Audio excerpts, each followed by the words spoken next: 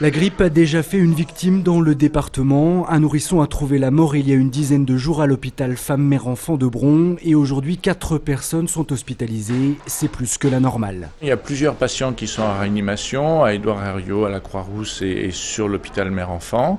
Il y a eu un décès déjà.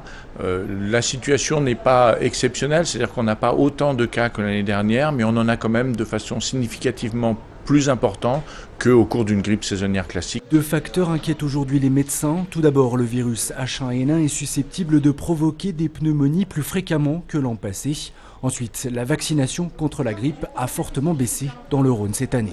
La recirculation du virus semble pousser les gens à aller se faire vacciner maintenant, mais de fait, on a une population fragile, plus importante, non protégée, et qui risque de faire des formes graves, c'est ce qu'on observe. En Rhône-Alpes, l'épidémie n'en est qu'à ses prémices, mais elle devrait prendre rapidement de l'ampleur. Un premier pic est attendu dès la semaine prochaine.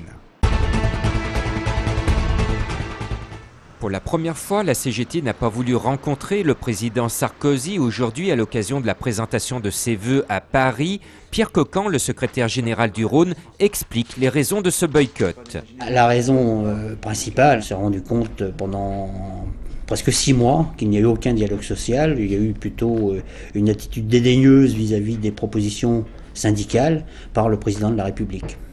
La CGT attend un vrai dialogue social de la part du gouvernement pour pouvoir discuter de nouveau avec Nicolas Sarkozy.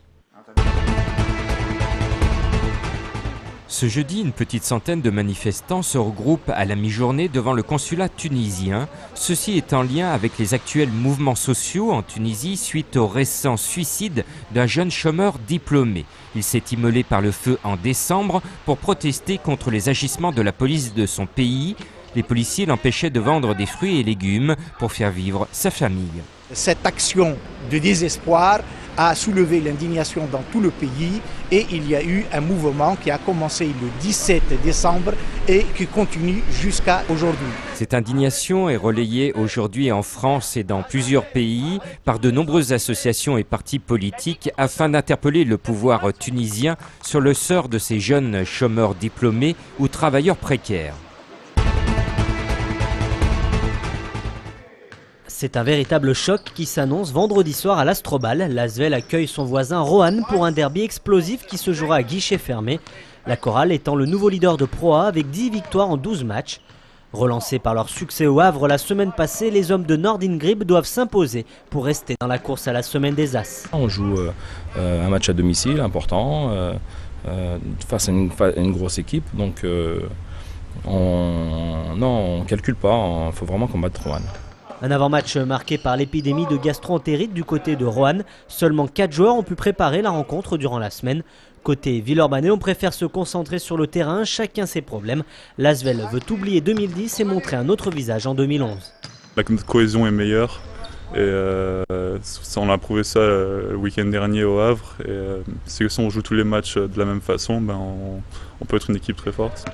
Actuellement 7e de Pro A, l'Asvel peut relancer sa saison. C'est en plus un derby qui réussit généralement bien au club. 8 succès lors des 8 dernières saisons.